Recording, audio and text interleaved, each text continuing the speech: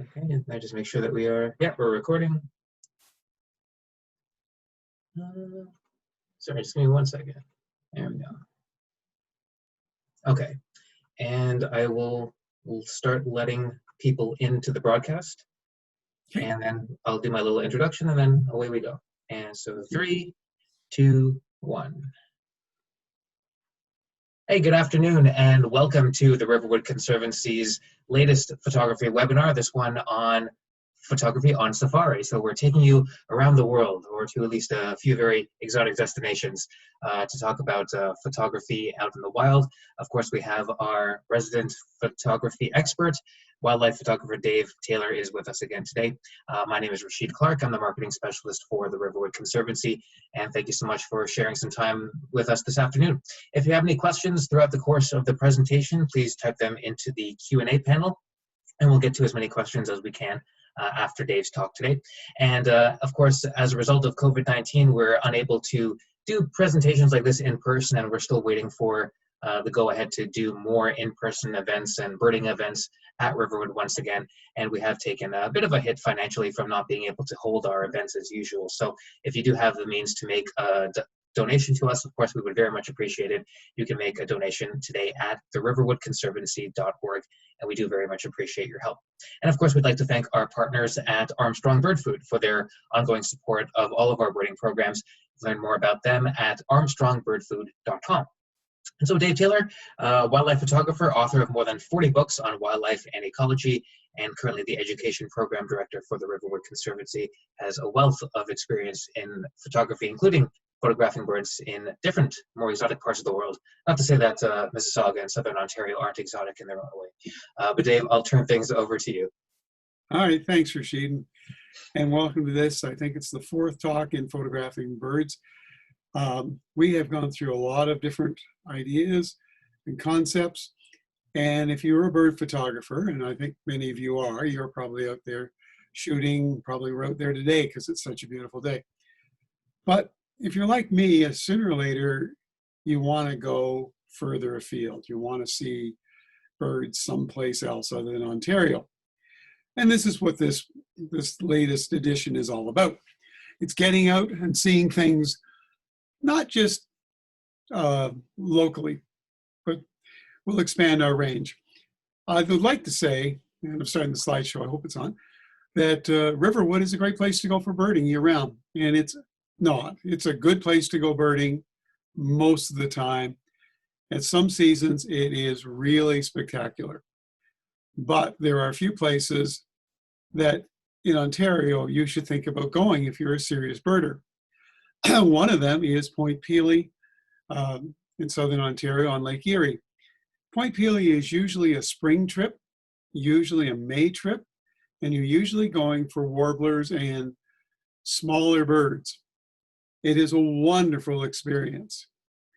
Not a cheap experience because the hotels there know that this is a really popular event, and you're going to be sharing the trails with hundreds of people. Not ideal in these COVID times, but Point Pelee is well worth it once we get back to whatever the new normal is going to be. Point Pelee is a place where you get up early in the morning, you go out, you invest the day. Typically, when I go, we spend the morning and probably the afternoon in Point Pelee, and then we go to other birding places around this particular spot. Point Pelee is also good in the fall, monarch butterflies particularly, but you don't get the vibrant colors because these birds that are coming up in the spring are in their breeding colors. So this Blackburnian warbler would not look quite that colorful if you were to go take a look at it in September, October. But don't despair. Ontario offers other things. Long Point is just amazing. I can remember when I saw my first sandhill crane in Ontario, and that was a wild one that had flown into the Metro Toronto Zoo, as it was called then. This was back in the 70s, and it was a big stir. I mean, people weren't seeing them. If you go to Long Point anytime after the end of October, right through probably into December, you can see up to 3,000 to 4,000 sandhill cranes. But one of the themes you're going to see in this talk is if you're going to be successful traveling to see birds, you really have to invest some time into finding out when is the best time to go to see birds. And in Long Point, the sandhill cranes are there in numbers November. The swans that you can see in the background are there in November, but they're also there in large numbers in March. And it's well worth the trip. Just spectacular viewing, spectacular photography. I would suggest, sometimes I was just saying to Rashid that sometimes these turn into book talks. I have over 50 books on where to go see wildlife in my library. This one, which is fairly recent, it's about the best places to bird in Ontario. Now, there is a difference. Oh, hang on a second. I apologize for the phone call. There is a difference between birding and bird photography. Bird photography, let me hang this up.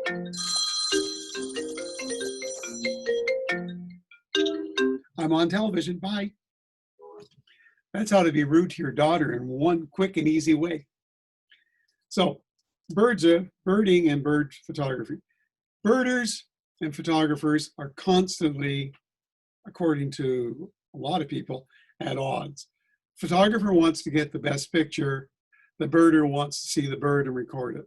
There are over 10,000 species now to record. So if you're out, you have to be mindful that when a book says this is good birding, it doesn't really mean that it's necessarily good bird photography. It's about seeing the animal. My experience has been these books are good guides, but then it's up to you as a photographer. And I think as a photographer, you need to be responsible in your viewing and the way you view things. You don't push through a bunch of birders. You don't move across people's properties to get the picture. I mean, the birders can see with their scopes a bird perfectly well from almost a mile away, in some cases a kilometer away, whereas a bird photographer wants to get like close. So you have to be mindful of that. And if you're going on a trip to see birds, if you're going with birders, be aware that it's not going to be the experience necessarily of being a bird photographer. Now, I do know a lot of birders who are very welcoming of photographers, and I know a lot of photographers who are really good birders. So there is a balance. You can also buy books that are regional. So we had one in Ontario. South Carolina, where I spend a lot of time, it has got some really good guides out. This is one, most recent one. This is out of print now, but there was a series done by Falcon Books, which was not about birding particularly, but about wildlife viewing. And they cover each of the states. And although they were not published in Canada by Falcon, there are similar books published here for all of the provinces, and in many cases, specific national parks. Here's a book just on California. So I would suggest you invest in some of these books. Now, when I go out on a photography trip, I try and spend at least 3 days in a location.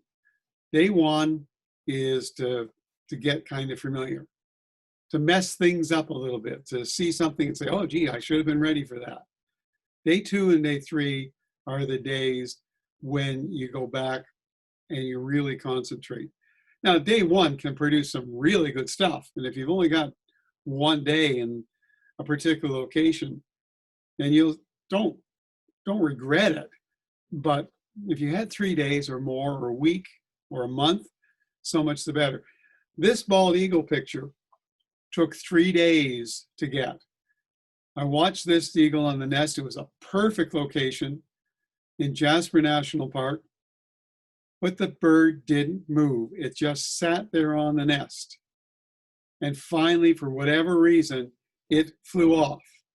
Now, I will say that I had a very patient wife who had a very good book to read, but after 12 hours, she drew the line. It was when I came back, the bird finally got off the nest and she was shopping in Jasper. So you need patience, and the more time you have, the better your shots are going to be. Newfoundland. So now we're getting further afield. We're traveling in Canada still. Newfoundland has some wonderful birding opportunities, but again, you've got to know when to go. And when you go to Newfoundland, you're probably going to go in July or early August. Tourism is really, really, it takes over the island most years, not this year. So you need to book early. And if you're going to go to a place like St. Mary's, Cape St. Mary's, you want to book your accommodations well in advance to make sure that you get there. Now, so far we're talking about places that you can go. You can also hire guides in Jasper and Point Pelee and Long Point. Some of them I think are quite doable on your own. Newfoundland I found pretty good, although we did do guided boat tours to see the puffins. The gannets we just walked out to, and there they were. But again, the 3-day thing, Cape St. Mary's is noted for fog. So sometimes you get there and you can't see anything, not a single bird. You can hear them and they're just there, but they're not just there because you can't see them. Sometimes you go for a specific species. And again, you've done your research. So you want to see a whooping crane, add it to your list. You want to photograph a whooping crane in my case. That means going down to Aransas, Texas, and Brownsville in that area, because that's where the birds winter. You could go up to Wood Buffalo National Park, but the chances of you actually seeing a whooping crane in Wood Buffalo National Park are pretty slim. It's a huge park. They nest in the wilderness areas, and unless you're fortunate enough to get in with a biologist who is traveling out to take the eggs from the nest to help the species out, chances are slim. But down at Aransas, you take a boat tour, and you're going to see whooping cranes. You're going to see a lot of whooping cranes, and quite close. The other advantage is they have a hummingbird festival in the fall there. And there are thousands and thousands of hummingbirds of more than one species. We think of the ruby-throated hummingbird here, but down there you can see a dozen species or more. And it was there that they discovered that hummingbirds migrate. It was a senior citizen back in the 60s or 70s, as the story goes. They kept telling Cornell University that the hummingbirds were migrating and they thought she was a little wacky. So they finally sent some poor slob down to check it out because they thought it was a waste of his time. Lo and behold, he discovers a new phenomenon. Some interesting stuff down there. Well worth the trip. Yellowstone and Wyoming and Grand Tetons are more for large mammals, but there are birds there. And you should be prepared to spend some time. I got into bird photography because I photographed large mammals. And there were times when the large mammals weren't doing anything, but the birds were fantastically beautiful. So I started training my camera on the birds. When you go, you want again to come back to having time to wait for the bird to do something interesting. So many of us take pictures of a bird in a tree, but to get that bird stretching or picking up food or flying or something like that, it really takes an investment in time and effort. So I recommend you really think of traveling. If you're going for birds, try and give yourself at least a couple of days in a location. What lenses to take? That's always a tough question. The longer the lens you have, the closer you can get to the bird. But as we've seen with these new cameras with their huge number of megapixels, 24, now they've got cameras with 50 megapixels, you don't need to have a 500 millimeter lens to crop in and get a good shot. But still, you're wanting to carry lenses. I would suggest that when you're traveling, when you're flying to a location, you try and carry at least 2 cameras. I like to take 3, one for scenics and habitat shots with a wide angle or a 17 to 105 zoom on it. Second lens is a telephoto, usually zoom 100 to 400 with the teleconverter. And if I'm able to, I will take a 500 millimeter with another teleconverter for those long shots. That's mostly for working with bears. And remember, if you're taking the long lens, if you're that far away, you're going to get some heat distortion. It can be a real problem. So the picture doesn't necessarily turn out sharp. I try and fit all of that into a carry-on. I've done enough traveling on safaris to know that the airplanes do not want to be responsible for storing your $20,000 worth of camera equipment in their hold. They would prefer you carry it on, but they still require that it fits the 10 kilogram weight. Getting down there is a lot easier, believe it or not, now than it used to be. The mirrorless cameras are lighter, the lenses are shorter, and you're not carrying film. So when I was going to Africa, we would carry over 100 rolls of film with us. And we'd have to put that in our luggage. And one time we lost 50% of our films to thieves. Now we carry the little cards, and it just made a huge difference in the weight. Do I take a tripod? If I'm traveling domestically, I will put a tripod in my camera or in my camera bag or my suitcase. If I'm traveling to Africa, there's not much point in taking a tripod because you're going to be shooting most of the time from a vehicle. And if you have other people in the vehicle, it is really, really difficult to set up a tripod. In fact, it's impossible. So I leave the tripod behind. But if I'm traveling in the States or Canada, especially when I'm going on my own for a 2-week trip, I will have a tripod there. It makes a lot of difference. But that goes in my suitcase.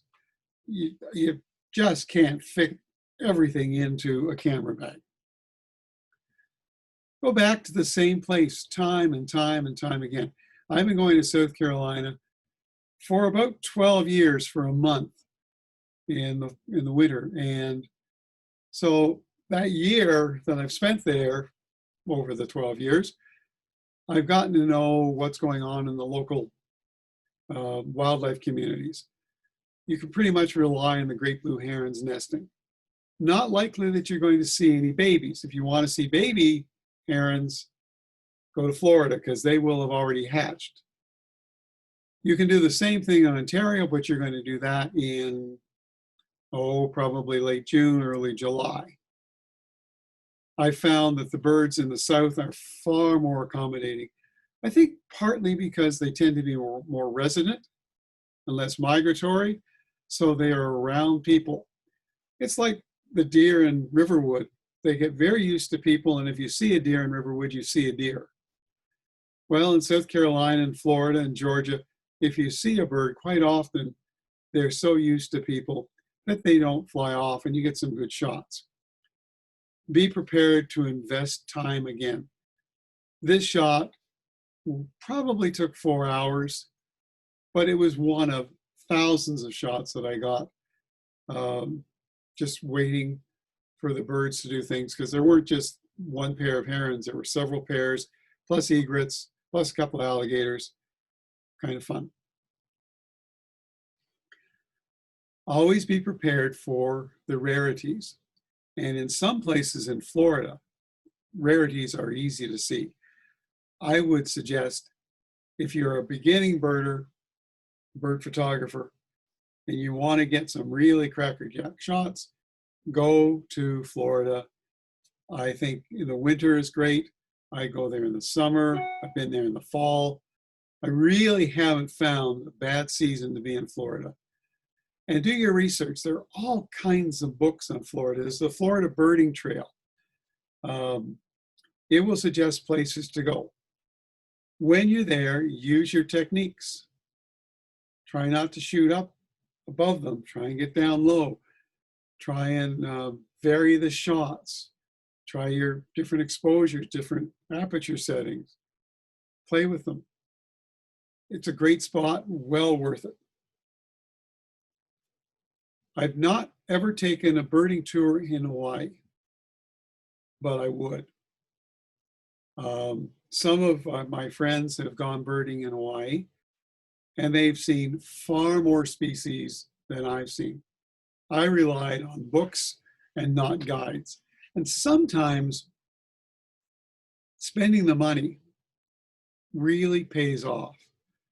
The local birders really know where their stuff is. And there are birders that work out of or guides that work out of Bird Studies Canada that have led some of the tours I'm familiar with. I hear they just do a wonderful job. I can't say how jealous I am of some of the pictures that those folks are coming back with. It's just, sometimes it is worth hiring a guide to take you on the trip. It'll increase the number of pictures that you're going to get, increase the number of species you're going to see. And if they're good guides, they will understand your desire to photograph. The problem with guiding, and I, as a guide myself in Africa, there's always the push and pull, the yin and the yang. There are those people that have seen the iwi and they want to move. And there are those people who've never seen one before and want to see what it's going to do next, whether it's going to do something in nesting behavior. That yin and the yang, you've got to learn to embrace it. Because sometimes those people that are pushing you to move on push you to something better. And sometimes your instinct pays off, and by staying, everybody gets a better view. So when I'm out photographing with a friend, you've heard me mention Gary before. Gary likes to move on. I like to stay. There's this kind of constant push and pull. And sometimes it's the reverse. Sometimes he'll call an overtime. That's what we call it when we spend an extra 10 minutes watching for a bird. And I want to move on, but often that overtime pays off. Working with a friend can really increase your shooting ability and your opportunities. So, but if you're with a guided tour and you've got 16 people, that's going to take precedence over your desire to sit and wait for the bird to lay an egg. This bare-throated tiger heron was shot in Costa Rica. It was on a boat tour, and there were like 20 people, and the boat tour guy had no interest in sitting and waiting for me to let the bird fly off. So you work around it. You shoot with what you have. Going on the boat tour provided me with a lot of species. It was a great experience. I really enjoyed it. But staying at the lodge where we stayed, could go out and I could find the howler monkeys and the local birds and spend my time watching and observing. So I try and find a balance between the tours and my own time.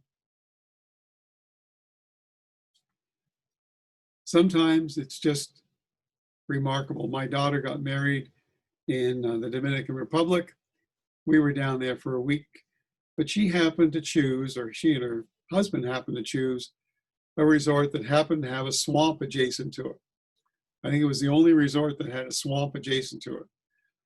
But it was marvelous, and for a half hour to an hour, I could get out and take pictures. And I think that's one of the secrets, is carry your camera with you wherever you go. I'm not in the wedding party, but wherever else you go, just take a camera. So if you see me walking around Riverwood, even though I'm doing one of my heart healthy hikes, there's a camera with me, just in case a possum or a bird flies by. Australia is a dream trip. If you're going to go to Australia, allow yourself at least 3 weeks, get some really good birding books, hire a guide in some of the locations. Would not have gotten this picture of the rufous owl if I didn't have a guide. We went out at night. We saw cassowary, we saw rufous owls, we saw possums, a variety of types of kangaroos and other night birds. And he could find them. He knew where to look and he knew how to look. And again, that's an important clue. Now, I could go back to Australia and walk the same trails and probably not see half of what he saw, because he knew the timing, he knew where they should be, and he had the equipment to go see them. So now, if you really want to get some serious birding done, you just must go to the Galapagos. The Galapagos Islands in Ecuador are just like a birder's paradise. It's the Serengeti of birding. The birds are they're just going to stay there. You can shoot birds with a short telephoto lens. You can shoot them with a wide angle lens. You can shoot them with a telephoto lens. You kind of need everything you've got in your equipment box to shoot there. It's just an amazing experience. The birds are so accommodating, and you'll get to see bird behaviors, even though you are with a group of people, probably 25 or maybe less if you're lucky, and you're scheduled for a time, so you've got an hour and a half. I was really worried when we got on the boat that the people that were in the first group would go along and spoil everything for the people in the last group. No, it didn't work that way. In the Galapagos, these animals just hang around. So if you were out in the last group, you got just as good a stuff as the group in the first group would have gotten. It is just a spectacular time. You had to carry wet packs because some of them were wet landings. Some of it was rough terrain, but you learn to adapt and to dress for the particular area. Again, do your research. Scotland is the opposite of the Galapagos. I found it much harder to find birds, but the Brits and the Scots have this system of hides that they've set up, and they're a wonderful experience. Go on their website. They're so far ahead of us in terms of what they're doing in terms of citizen science and in birding and whatnot, that their literature really will tell you where to go and when to go. BBC Wildlife Magazine is a great resource to use to find out places. I found that birding there would have really benefited from having spent the money for a guide for a couple of days. But even so, my wife and I enjoyed it. We had a great experience, and I got enough birds that I was happy. And France, France.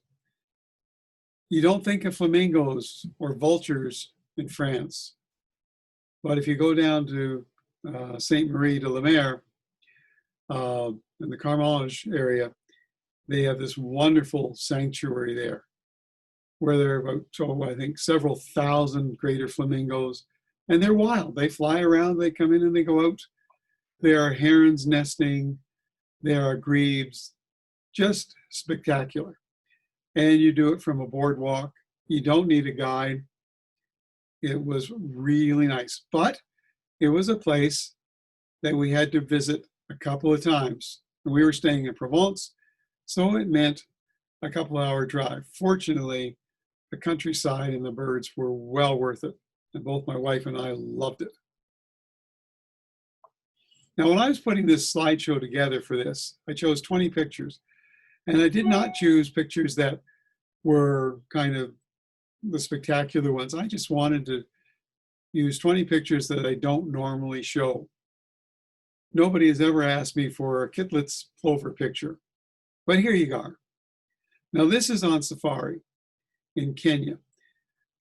You're in a vehicle. And one of the challenges in shooting in a vehicle is you're almost always shooting down. And when you have a little bird like this, you want to get closer to the ground level, closer to eye level. So you try and shoot through the bottom of the windows, or you have the driver open the door. They're not going to let you get out and lie on the ground. For fear of snakes, for fear of predators they don't see. It's just not a good idea. But you want to get that low angle. And sometimes you get that low angle by shooting with a longer telephoto lens, because that will collapse the angle a little bit and make it look like you were closer and flatter. My wife and I did a self-drive safari in Namibia for 3 weeks. It was a highlight of our lives. We were worried about driving in Africa. We were worried about finding wildlife. There were no guides.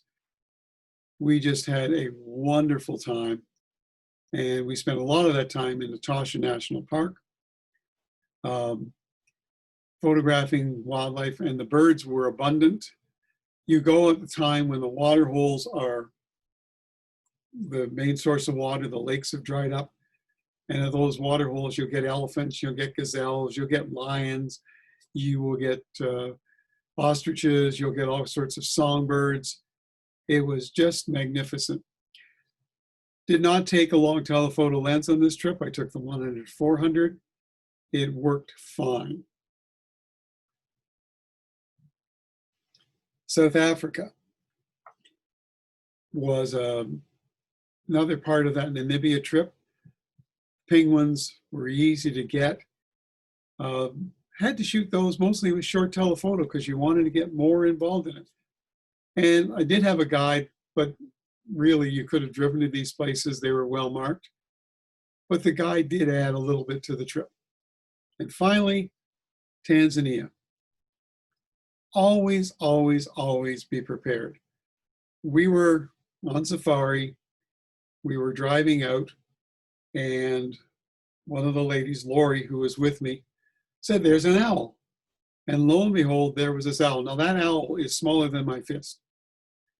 And we stopped the vehicle and this owl just sat there. But one of the things I learned in Tanzania, particularly, and Ngorongoro actually, was go to the front desk and ask, if they've got a birding guide there.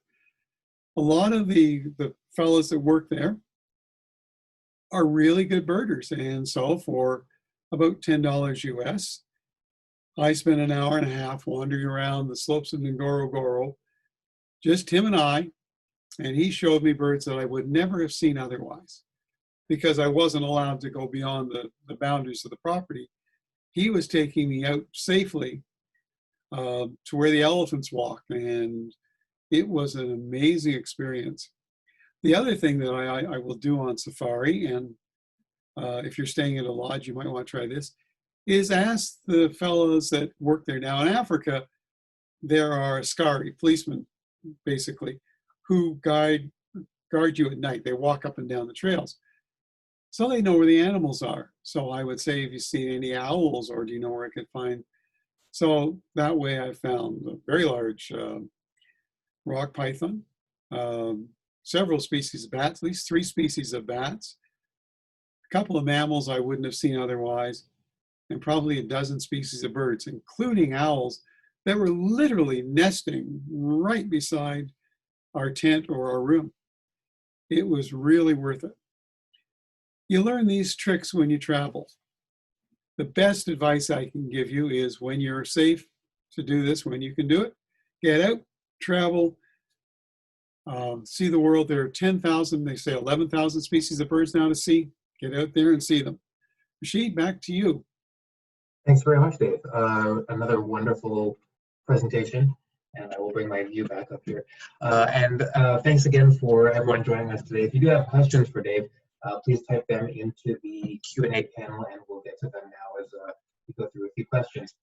So first one off the top of the head for you, Dave, is you're going on these trips and taking lots and lots of pictures, I imagine. So how do you store and guess, organize the wealth of photos that you take on all these trips?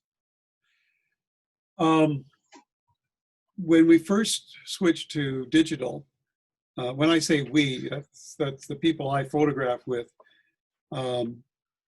we were paranoid about losing our pictures. So we would take drives with us, portable drives, and we would download the pictures onto the drives, and we take the drives back. Nowadays, the cards that you put in your camera, whether it's an SD or a CF card or whatever, they're fairly cheap. So I travel with a lot of those cards, and I rely on them for storage. Now, a couple of years ago, I was on safari and we saw cheetahs hunting young wildebeest, and I got the kill sequence and the chase, and it was really exciting to see. When I went to look at the pictures when I got back, they were gone. And I was really frustrated, but then I remembered that with these cards, you can get card readers that will unlock the card. So if you erase a card, you still have most of the pictures that you took. They're not gone, they're still stored there, but they're in a layer below what you can see. And these readers will unlock that. So I was able to recover all of those pictures. So I have a great deal of confidence in these cards. I do not take a computer with me. I do not take any sort of remote disk. Now, I do know people that do take computers and download their cards every night. And if you're shooting RAW, which takes up a lot of information, you're either going to have a lot of these cards, or you're going to want to have a computer there with a good sized drive on it to download. But basically, I trust the cards, and I keep them close to me. They're more precious than the cameras themselves, because they've got the material on them. If you lose a camera, you can replace it, but you'll never replace that sequence of the fish eagle picking up a fish. Right, right. And so, we talk a lot about the different destinations that you've been to around the world, but one of the questions coming in from the audience is, when is the best bird viewing around the GTA, so a little bit closer to home here? Oh, well, I think winter is spectacular in Southern Ontario, especially when we get some ice on the lake, because it forces the waterfowl that have migrated down from the Arctic and are spending their winters in Lake Ontario. They're coming closer to the shoreline, and you can get some really, really good pictures of a variety of ducks and waterfowl. It really is spectacular. Going along the shoreline of Lake Ontario in the winter is a favorite, not only of myself, but of a lot of other photographers. And there are good places to do it. Sam Smith down in Hamilton, the Gap to the Hamilton Harbor. And you get exotics that are blowing in from the East Coast. You get birds that you would not normally see in Ontario. So yeah, it's great. The spring, Point Pelee, wonderful for migrating birds. But the local woodlots, some of you people that are watching, I've seen your pictures posted of the birds you've seen this spring during COVID, because you couldn't travel, and you're getting the sorts of shots that you would hope to get in Point Pelee. The summer, I find, is probably the least attractive time. The fall migration is always neat. The birds aren't as colorful, but there's lots of them. The swirling masses of starlings, the flocks of robins migrating through, the swans, the cranes at Long Point. The snow geese out by Ottawa are really spectacular in late October, November. So there's the worst time. It's easier to say the worst time is the summer. The best time is the rest of the year. And a reminder that even though travel restrictions are in place right now because of COVID, there's still plenty of places in and around the GTA where a lot of bird photography can still happen. Next question coming in, taking us to Florida. So we might not be able to get there right now, but what places do you recommend near Naples, Florida, take pictures of birds. It's a very specific location. Very specific. I wonder who's Naples, huh? If you can get up to Sanibel Island, it's always worth the trip. Sanibel Island is known for being an excellent world-class birding. The Everglades are just south of you. Take one of the jet boat tours. You're going to get some really good birds, whether you go up north or down south in the jet boat. Naples itself is pretty good. The zoo in Naples, like, I'm not talking about zoo photography, but I have found that zoos often are places where wild birds like to nest. And visiting some of the zoos in that area are well worth it. And then a little further afield, Venice has got a rookery there that is just spectacular in the spring for nesting herons and other birds. And what is it? The celery fields. I'm not going to remember the name of the town, but the celery fields were where that purple gallinule was photographed. That's about an hour and a half, 2 hour drive. But Naples, that coast of Naples is just really good. And Naples itself is such a wonderful city. Got one of the best wildlife art galleries I've ever seen in the world. So Something to look forward to when it's safe to travel again, yes. whenever that may be. Yeah. And I think we have time for one last question related to just books, if there are any that you would recommend that suggest places to go and see birds. Okay, I'm going to go back to the first one that I said for Ontario. This is, I think it's 2 years old now. Best Places to Bird in Ontario. Really good book. It goes into a lot of detail. Highly recommend it. The other one I would suggest is a series of books. National Geographic has produced a couple of books on birding, the East Coast and the West Coast, and I think they do the central part of, now it's very American, but it's quite good and has lots of good ideas. Locally, join one of the birding groups, join a naturalist club.